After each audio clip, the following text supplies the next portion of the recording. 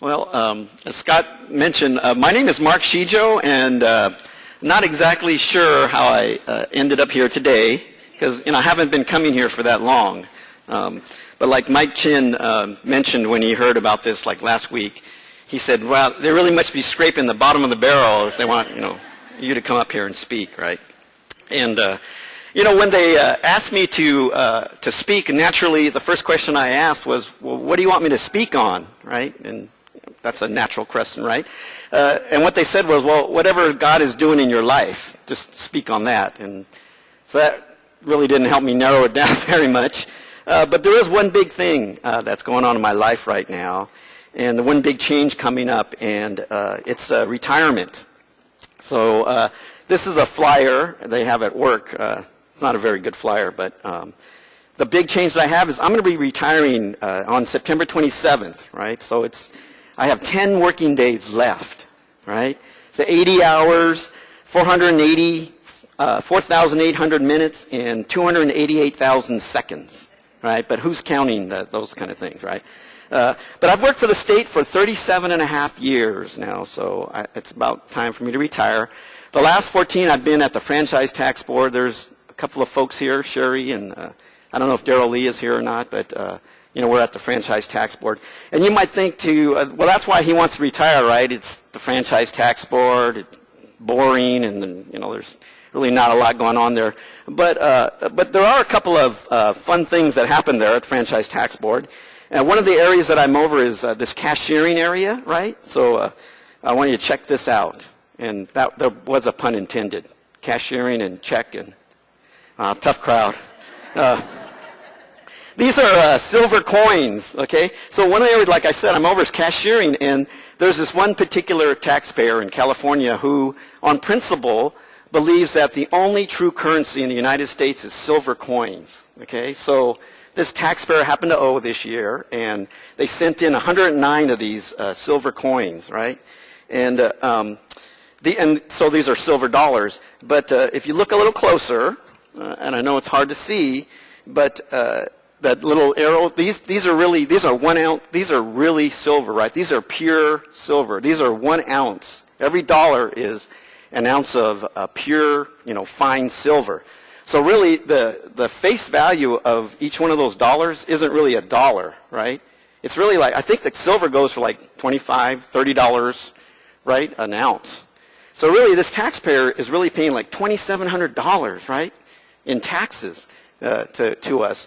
And really, it cost them like $40 to mail that thing in, too, because, it weighs a lot of money. So this guy's paying a lot of money just to stick with his principles, right?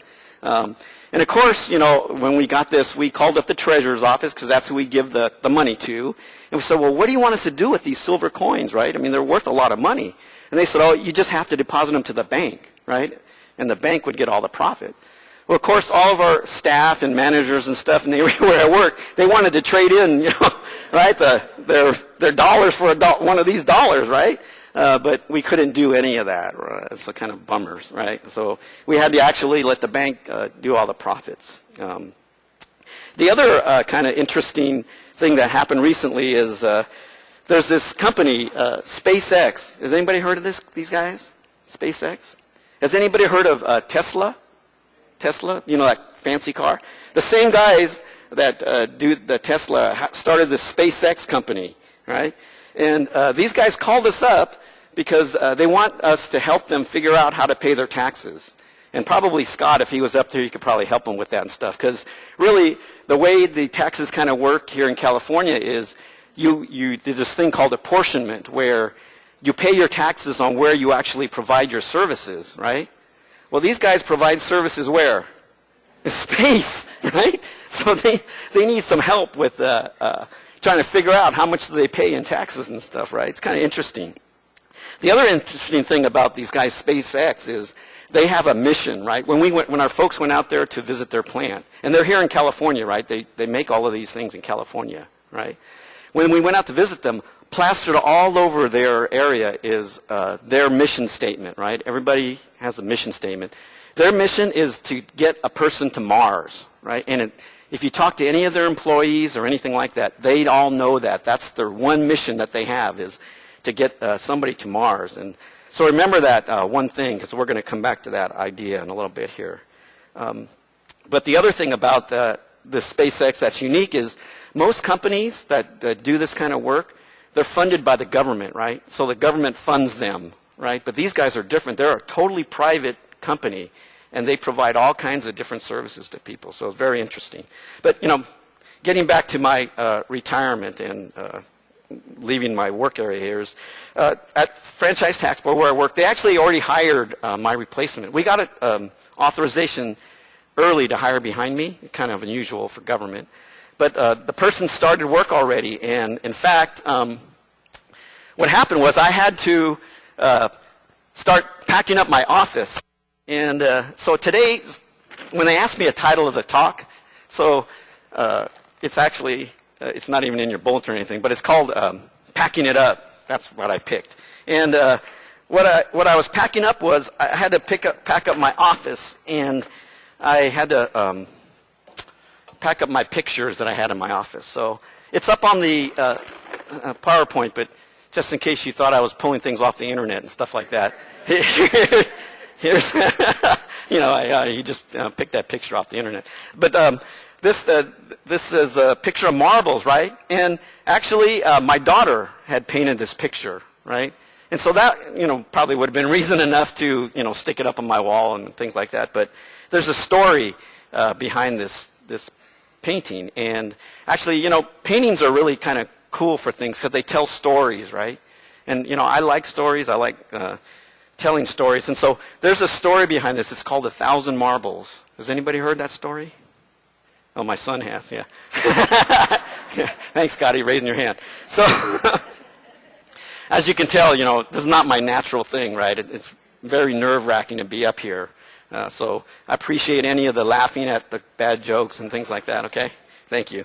But anyway, this story of 1,000 Marbles, there was this, the story goes, there was these guys talking on the ham radio system, right? An old school thing where other people can listen in on their stories and things. There was an older guy talking and a younger guy. And the younger guy was talking about how busy his life was and how he didn't have time for things. And, he's just working so hard and things like that, right? The older guy was telling him that, what he had done, he figured he was going to live till about his mid-70s or something like that. And so what he had done was he figured that he was about, actually my age, in his mid to later 50s, and that he'd have 20 years left, right, of his life. And if you multiplied that 20 times like the weeks, 52 weeks in a year, right, it comes out to close to 1,000. Now, it's not exactly, right, it's 1,040 or whatever it is. Or if you want, if you're really exact about it, it's 19 and a quarter years times the 52. But, there's three kinds of people in the world, right? You know what the three kinds of people are? Those that can count and those that can't. Some of you will get that later, okay? Remember, you guys got to laugh at me. Help me out here a little bit, okay? Anyway, yeah, you guys will laugh. Somebody will laugh later. They go, oh, I just got it. Anyway, so there's 1,000 marbles. So he went around to all these different like hobby shops and toy stores, and he bought 1,000 marbles. And he went and bought a big jar, right? And he filled that jar up with these 1,000 marbles. And every weekend, every Saturday, he would take a marble out and throw it away, right? This older guy. And as he watched that jar kind of empty, right, and his life kind of, go away, it may give him perspective over what was important in life. And so he was telling this younger guy over the radio about that perspective and how it was important to him, what was really important in life, right, as he watched the marbles go away. And in fact, that weekend that he was talking happened to be the weekend where he was on his last marble, right? Which didn't mean he was going to die, but it meant that what he was trying to explain to this young guy is any weekend after this, after that jar was empty, really was more of a gift to him, right? That he has, he's going to live longer than that deal. And so he was talking to this young man about really what's important in life, and he was talking to him about this concept of success versus significance, right? So success, and none of these are bad, right? Success isn't bad, right? But success is more secular in nature, right? Where significance is more spiritual, right? Success you define by goals, right? You can set goals for yourself and things like that. Where significance is really more defined by purpose, right? What's your reason? What's that, that one thing, right? Success has to do with these 3 F's, right? Fame, fortune, and then fans, right? Because you can measure those kind of things, right? Where significance is 3 different F's. It's really about your friends and your family, right? And your faith, right? So remember that SpaceX guys, their mission, their purpose, really? So one way to kind of look at your life and what's important in life is to try to figure out that one thing, right? That one thing. In fact, Jesus was asked this question once, that somebody came up and said, I know you're a great teacher, you're very wise, right, and all this, so can you tell me, what is the one thing? What is the greatest command, right? So here's Jesus' answer to that question, right? It's from Mark, really good book in the Bible, right? 12:30. Thank you for laughing, by the way. Appreciate it. It's love the Lord your God, right, with all your heart, with all your soul, with all your mind, and with all your strength. And the second is this: love your neighbor as yourself. And there's no greater command than these, right? So it's all about loving God, right? Loving others. And they have, as yourself in there too, because, you can't really ignore yourself in that deal. So how does all this kind of play out, right? How do you really love God? Well, there's another picture that I had in my office. And it's this. Anybody recognize this picture? Nobody? Oh, all right. A hand went up in the back. Oh, my chin recognizes it, right? So this is a close-up of really a painting. And it hangs in the ceiling of the Sistine Chapel. Anybody heard of that? Anybody heard of Michelangelo? Okay. Michelangelo, right? He's up on the ceiling, painted this picture, right? And the ceiling is full of pictures. But this one part of it, it's called the creation of Adam, right? So that's this next picture. I did take this from the internet, by the way, so I didn't have that thing there. But they call it the creation of Adam, right? Or creation of man. But to me, I don't really think it really was, I don't want to question Michelangelo or whoever named the thing, but to me it's not really about the creation of man or giving life to man. It's really about God connecting to man, to me, okay? It's really about God connecting to man and try to establish that relationship, right, between God and man, right? And so how do we learn how to love God? So looking back to this one frame, right? I love this shot. I love this close-up, this one picture. Well, for one, I couldn't have really the big, picture up in my office, of course, just this little one, right? And plus, I couldn't have it in my office because I don't know if you noticed, but Adam really didn't have any clothes on. So sorry about that, you guys. But you can't really have that up in your office. But this part of it, right? What's great about this one picture or this one snapshot thing is, if you remember the other picture, God's on the right-hand side of this deal. That's his hand, right? And he's straining. I think he's got angels with him and stuff too. And he's reaching out and he's straining to try to connect with man, right? And his hand is extended and he's really kind of flying and reaching towards them. And if you remember the picture of man or Adam, right, he's kind of kicked back, right? He's just laying there. He's got in fact, his hand is laying on his foot and stuff like that, right? He says, and his hand is just sitting there with his finger, down, right? That's Adam on the other side there, right? And all he has to really do is lift that finger, right, to connect with God and to establish that relationship with God. That's all he has to do is connect, lift that one finger to connect with God. And so there's these couple of verses. So I figured we're, church and all that. I need to throw some Bible verses in there. Can't just have pictures and stuff, right? So, or else they won't never ask me to do that. Maybe they won't anyway. Ask me to do this again. So here's a couple of scripture verses about connecting, right, with God. The first one's from Matthew 7:7. And actually, this is a great, if anybody was interested in trying to memorize verses and things like that, this one's a really good one to kind of start with because it's ask and it will be given to you. Seek and you will find, right? Knock and the door will be open to you, right? ASK, right? Ask, seek, knock, right? That one's pretty cool, right? Pretty easy to remember. Oh, well, forget it, okay. Because nobody wants to do that, right? The second one is a pretty, lots of people's favorite verses, I think. At least the first part of this from Jeremiah, right? Everybody loves this, that, God has plans for your life, right? It says, For I know the plans that I have for you, declares the Lord. Plans to prosper you and not to harm you. Plans to give you a hope and a future. Then you'll call upon me and come to me and pray to me, and I will listen to you, right? You will seek me and you will find me when you seek me with all of your heart, right?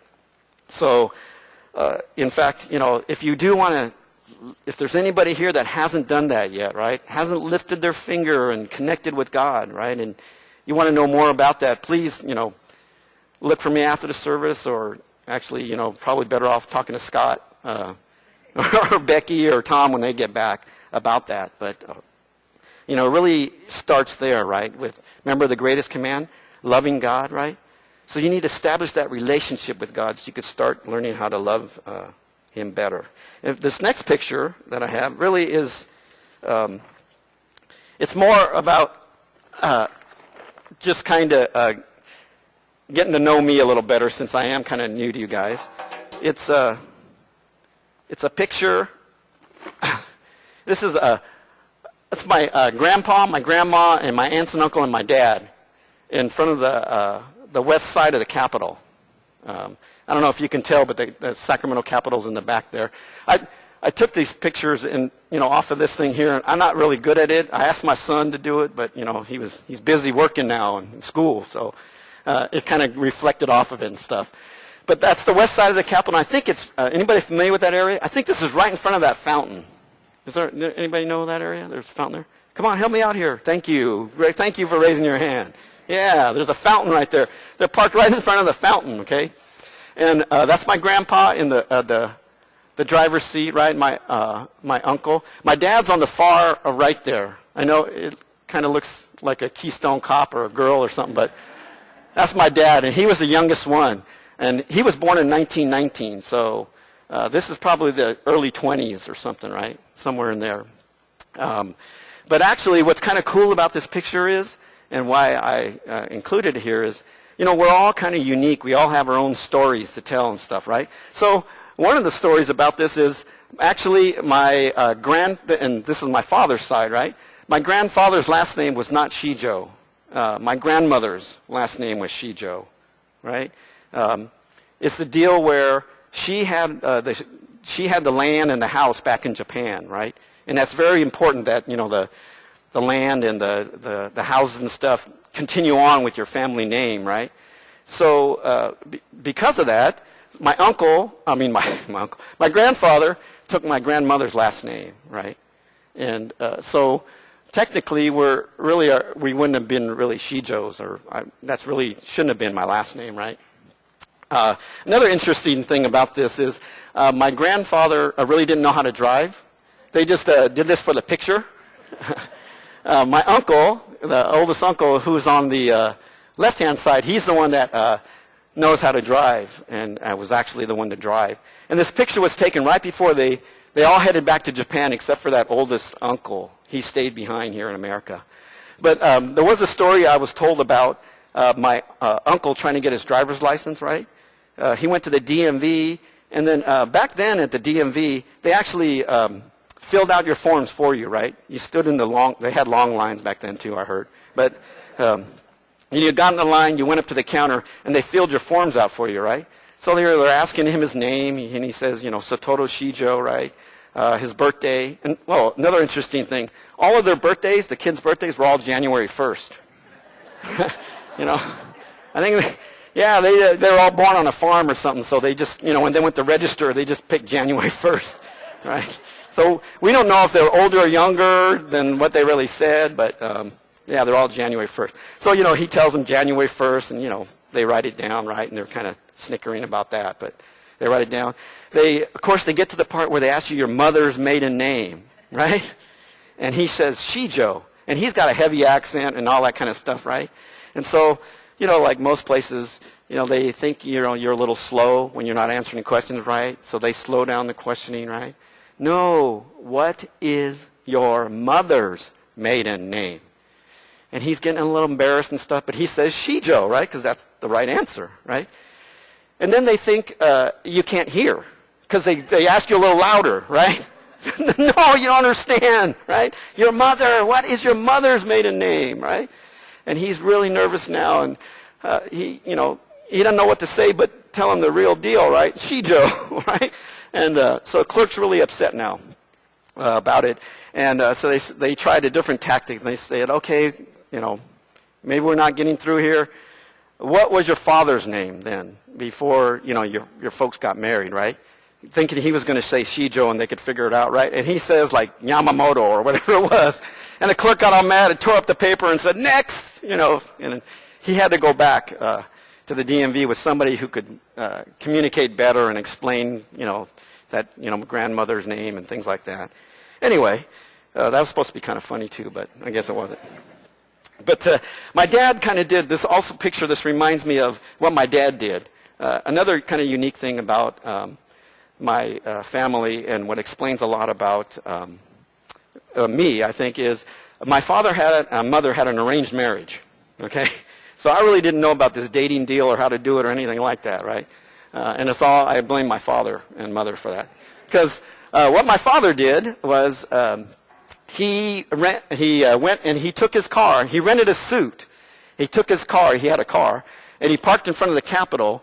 He rented a suit and he took a picture, and that's the picture they sent back to Japan for the person, the Baisakunin, right, to try to do the arrangement with them, right?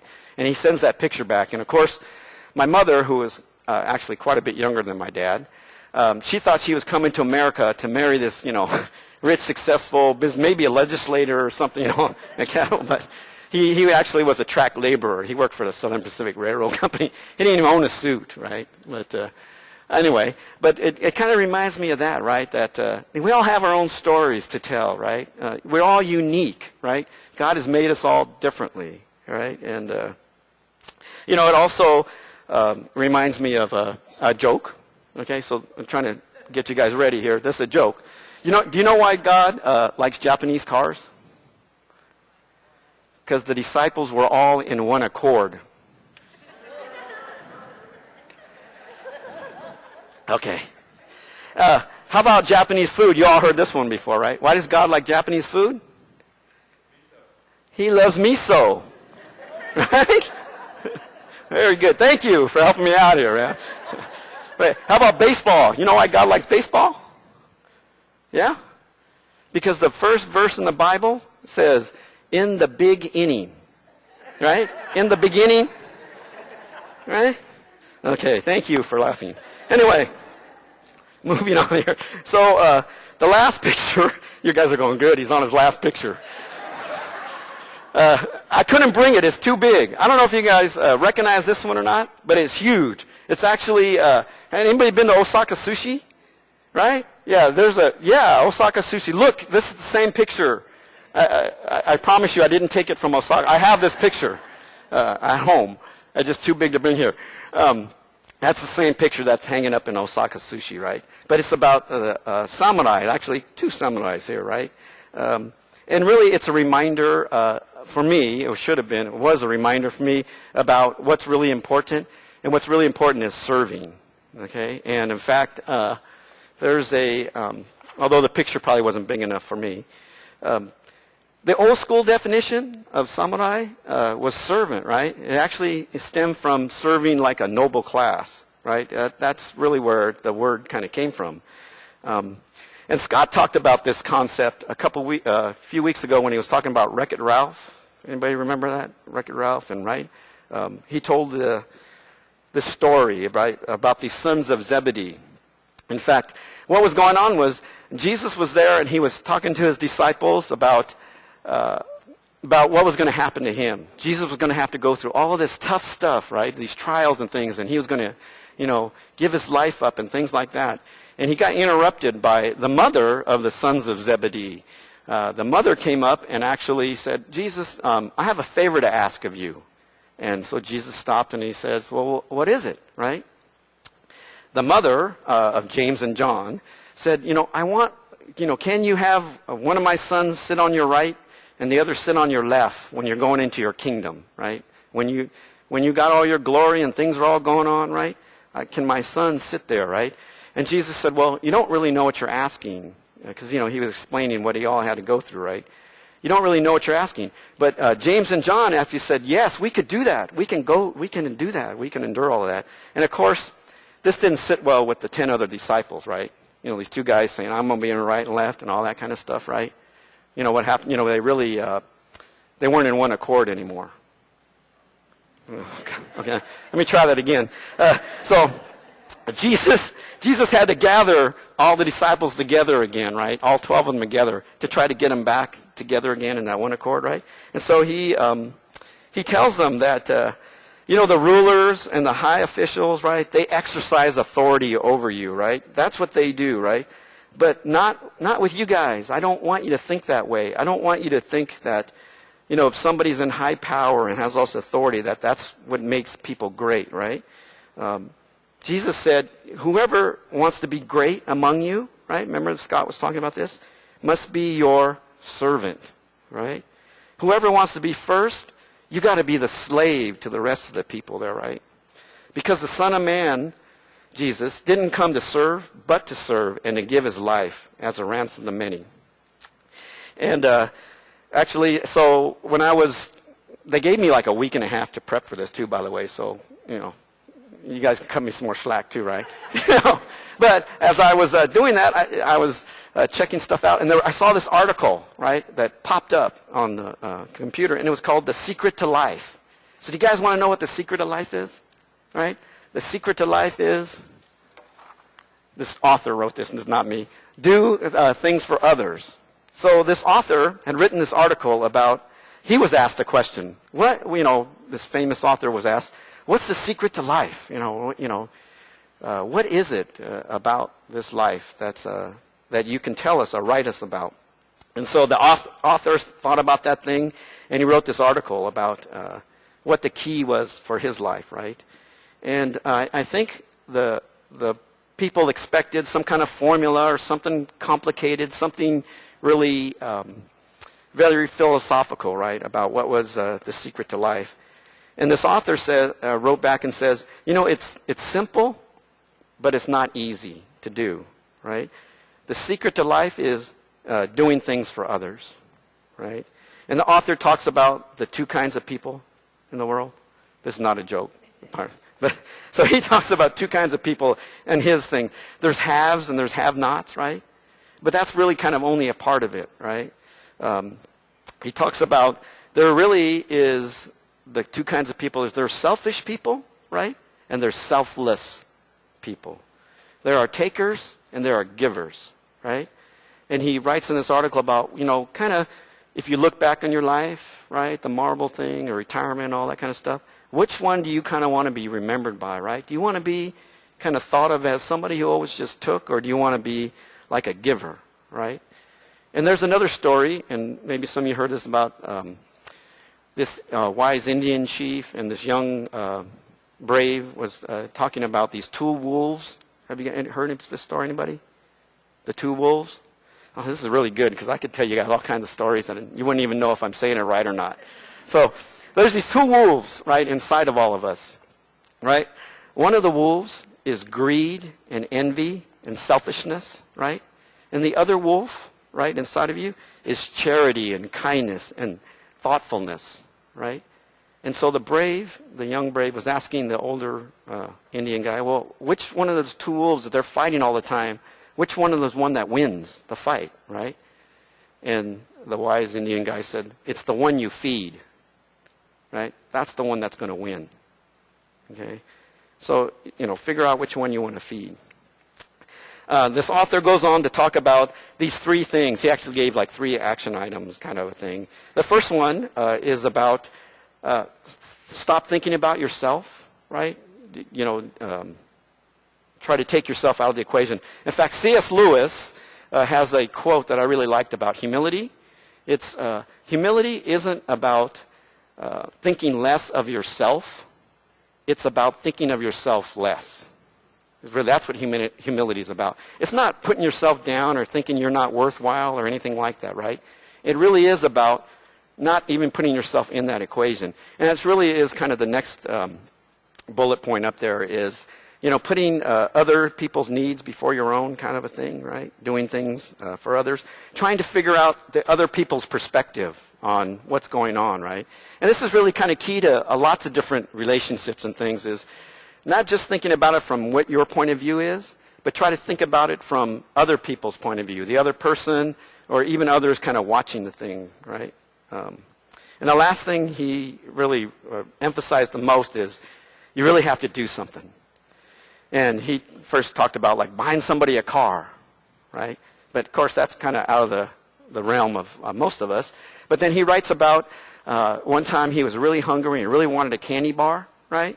He was really hungry for this candy bar. And he did go and buy a candy bar, but rather than eat the candy bar, he gave that candy bar away, right?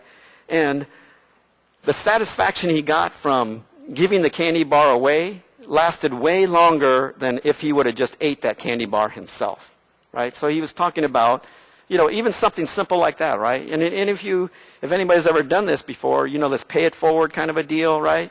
Doing something for somebody else. But he said that really was a huge impact to him on, while he really wanted that candy bar, him giving it away and him thinking about that and the joy that it brought to somebody else really kind of impacted him. In fact, my friend was telling me about at the toll booths where you used to have to pay toll, stop and pay, right? He used to go and pay toll for the car behind him. And of course, the other cars would try to catch up to him and find him and things like that. So he would actually try to speed off and, hide himself in the other cars so they really couldn't find him and things. And it kind of became a game for him about, could they find him or not to see who did it, right? But it's the same kind of concept, right? Paying it forward, doing something for somebody else.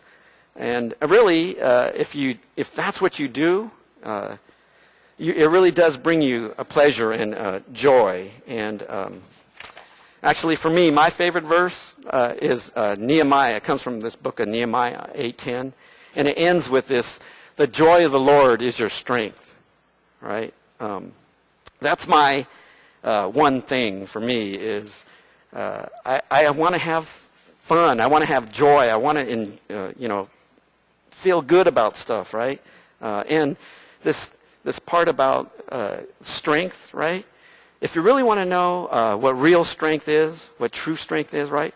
It's not about going to that gym and lifting that 1,000-pound barbell or kettlebell or doorbell or whatever it is, any kind of bell, right? That's not what strength is, right? Even though you can, in one realm that is, you would be pretty strong, you could do that. But it's really the heaviest thing in the world isn't a barbell, but it's a broken spirit, right? And if you can lift somebody's spirit, right? If you can do that, that's real strength, right? Lifting somebody else's spirit, bringing them up. That's what true strength is. And so this concept of joy, and this is the last slide, by the way. You probably want, man, this guy's going on and on. This is the last slide. Joy, it's Jesus, others, and you, right? Remember that? The greatest commandment, right? Love God, love others as yourself, right? So loving God and loving others, right? That's what, I'm really happy that I'm going to retire in a couple of weeks, right? But what I really want to live with joy in my life, for whatever life that I have left. And I think this concept of loving God and loving others, right? And love really is about action. And, we're not all the same. We're all different. We all have our own stories, right? We all have different things we do here, right? If everyone brought food every week and nobody set anything else up, I guess we'd just be eating all the whole time, which probably wouldn't be a bad thing. But, somebody sets up, somebody does the audio visual, right? We all do our thing. But if you get nothing else out of this, if you just remember, loving God and loving others, right? And doing things for God and doing things for others, right? That's, to me, that's what it's all about. And that's what I wanted to share with you today. So I guess I'll pack it up here too now. So thank you.